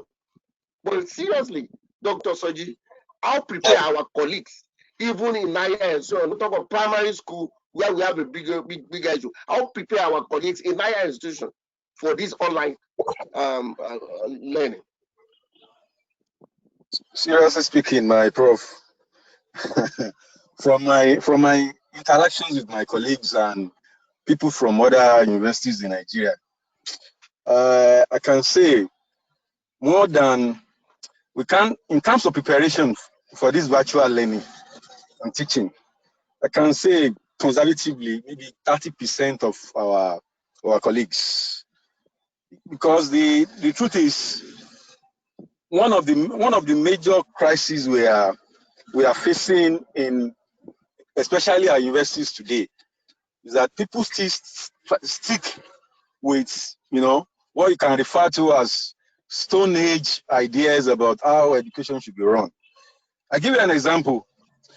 I happen to I was fortunate to win an award some times ago. The truth is, for these people to just push the support, because the thing involve that university coming down and exchange of ideas through virtual means, because of lack of facilities, the lack of ideas, I lost that opportunity. So it's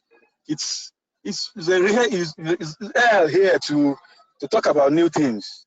But I tell you, it's not impossible, because in my school about before the strike, we had a session on ODL that people came from University of Ibadan, from other places, to intimate our colleagues on the need to embrace this revolution.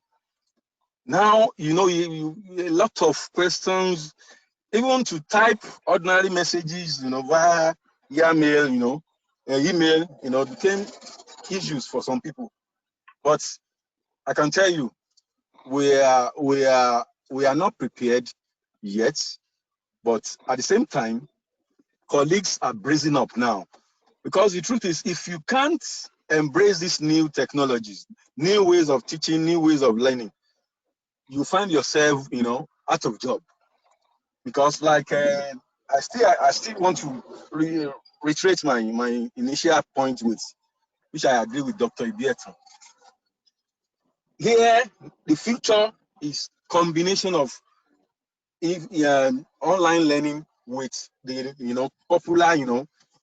popular teaching method, where you have to conduct teaching exams, CAs on face-to-face means. But now for instance, universities are using e-libraries now, and they'll be conducting seminars, trainings for students, and especially for staff. And I believe it will take time. It will take time, but we have a lot to do when it comes to this transition from it's a lot to do. We have a lot to do. Thank you very much. It's okay, I understand. Thank you very much, sir. I'll just take the final word from everybody. But while you are preparing to give me the final word, which is about 2 to 2 minutes from everybody, we'd like to say that the next webinar is going to be in about 3 days, and by Thursday, and we'll be looking at the issue of changing breadwinnership, matches more and contemporary African family. I'm expecting Abiola Castillo, Dr. Ademola-Olateju, Miss Aba, the gender activist and child rights activist, and 3 others. But while you're wrapping up, in order to wrap up this, I would like to start with Professor Bewaji. Your parting shot. We've said a lot. We've said a lot about online education and higher education. What is your own final word on this? Yes, we know you are talking about borderless borderless education, which is fine. But with all the challenges and encumbrances, most especially the preparedness of the African lecturers for this. What is your final word, sir? Well, I remember saying at an international symposium recently that the future is never for those who leave everything to chance. And our ancestors never left everything to chance. They prepared, they worked hard, they forecasted the future, and they prepared how to meet the future. My colleagues on the panel, one of us said that Nigeria is a big country. That's just an excuse. If you do have goals and you have plans, China has almost 1.5 million people.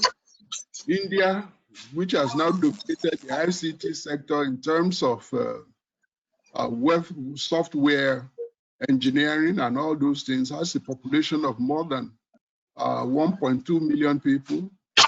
US is equally big. But the future is not for those who will fold their hands and be shouting abracadabra from morning till night, thinking that things are into place. And the other point which was made, which I would like to close with, is yes, the future will come, but to think it will come without preparation, definitely it will come. It will meet you wherever you are. It is you who must decide what kind of future you want. What kind of family do you want? What kind of community do you want? What kind of society do you want? And that takes a lot of engineering, social engineering, educational engineering, and all those things. So I want to leave when we talk about the future of the future is for leadership to take its decisive role and selflessly serve the people instead of the self-serving system we currently have. Thank you. Thank you very much, sir. Mrs. Bamidele, Ademola-Olateju, your final words, ma. Thank you. We can drive this change through foresight, smart thinking, and research. There's every reason for us to believe that Nigeria's higher education can thrive under the new circumstance. Private institutions, even public institutions like Afe Babalola University, can begin a long-term strategy to emerge as a leader in the new knowledge space. And this can only be done with passion, drive, and investment in immersive technologies. Thank you. Thank you very much, ma. I appreciate it. Dr. Ibietan. Dr. Omoniyi, please, your final word. Dr. Ibietan. Yeah, thank you so much. Thank you so much, Professor Ademowo. You see, can you hear me? Loud and clear, sir. Can you hear me? Hello? We can hear you loud and clear, sir. Oh, okay. We can hear you loud and clear. I agree with the position that I agree with the submission of Professor Bewaji that vision and planning is so central, and so we can't even give excuse about our territory. And I agree with Mrs. Ademola-Olateju that we will need to work beyond what we are seeing now to be able to get to the future of the future. I mean, here are my words. I know as far as education is concerned, from where we started from, that I mean, when you interact with people, there's a tendency for you to be able to convince people more, to build trust, and then to get things done quicker and in a more effective fashion. But what has happened with digital technology is that all these also are possible because, as she said, with respect to her knowledge about the gentleman in Canada, when people write, when people interact with you, even in the digital space, from the tenor of their narratives, from the way they respond to you, you could tell the kind of person they are. And that's why my own thesis about the need to merge both the virtual and the physical together to achieve a more effective result is what I will still insist on. And finally, in its final sense, everything that the Nigerian government is putting in place to ensure that Nigeria migrates into the digital economy and be able to participate appropriately in a way to record remarkable and spectacular benefits will not be achieved except there is an active body of citizenship. Leadership is an issue, yes. Achebe said it so well in The Trouble with Nigeria, but you also remember that philosophers like Chief Obafemi Awolowo also stated what the citizen also has to do. So the citizens must be able to match, vigilance, observation, and contributing into ensuring that government does what it has promised to do for us to be able to move from where we are. If we just leave this to leadership, we will not be able to move forward. Thank you very sincerely. Thank you so much. I appreciate it. Dr. Soji Oyeranmi, your final word. Yeah, thank you very much. I would like to end by encouraging our universities, both private and public, to embrace this new digital education. And one of the ways I believe things can be done properly, because we begin to lose interest in government, because governments, especially, they are not really willing to fund education as required. But be that as it may, these universities can go ahead on their own, form alliances, partnership with some of these tech giants, then look for models that they can adopt. For example, I can recommend UNISA for any university that wants to look at how to develop this online ODL. UNISA was the University of South Africa, located in South Africa, and have offices around the world. Currently, is the largest ODL university in Africa, with about 400,000 students. So they have the resources that, if we can liaise with them, I believe this future will not be left behind. God bless Nigeria. God bless Africa. Thank you very much. I sincerely want to. Ms. Juliana is also, we could see you online, but you are on self-mute. It's quite unfortunate. On this note, I want to thank all our panelists for. We really appreciate you. Thank you so much, Professor Tunde Bewaji from Micah, Mrs. Bamidele Ademola-Olateju. Thanks for accepting to be on this short notice. Thanks so much from your base in America. Dr. Ibietan, thanks so much. I appreciate. You are the freshest doctor. Congratulations, sir. We know we'll come back to them when you are through with the public. You have been. Some of us want you to come back. Dr. Soji Oyeranmi, thanks so much. I really appreciate you. Juliana, Esoso, you are online. Unfortunately, we could not join us. We know some of our colleagues could not join us because for one reason or the other. And that is why sometimes I make sure my panelists are as much as 6, 7, 8, so that when we have technical challenges, we can always go for it. Thanks so much for your time. I really appreciate it. Let the discussion continue. Thank you so much. We appreciate it. Thank you, sir. Thank you so much. We appreciate it. You have a wonderful day wherever you are in the platform. Thank you. Thank you. Thank you very much. Thank you. Thank you very much. Have a great day. To our participants. Thank you so much. Yeah, colleagues from Afeba Balola, thank you. Colleagues from Ghana Polytechnic, for members of LSA, my PhD students, Shegolowu, all of them, Mr. Ajay, to Joshua. Thank you. Ademowo, For all of you, we appreciate you. Tinuke, we appreciate you from the prep of the world. Janet Ogundairo, appreciate so much. Thank you. Next week, by Wednesday, we'll be having another program, and we're going to have Betty Abba, Abiola Castillo, Dr. Ademola Kiyade, an associate professor. Then we're going to have 3 others, and the topic is changing breadwinnership, machismo, and contemporary Africa family. The women, it's a gender discourse, sort of, and we know in patriarchal African society, men used to be the breadwinner, but things are changing. Women are becoming breadwinner, and a lot of people are suggesting, scholarly works are suggesting that this is creating domestic violence, creating marital conflict, and all sorts of others.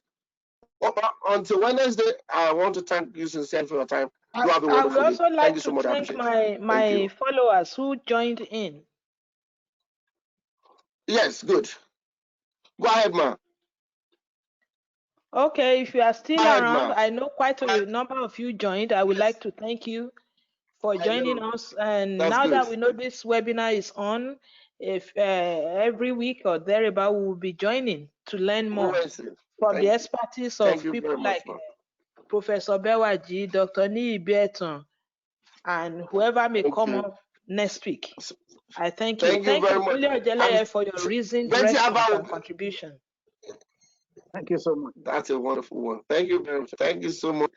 Thank you so much. I appreciate everybody. Thank you, sir. Thank you. Everyone keep safe. Yeah. Thank you, Paul.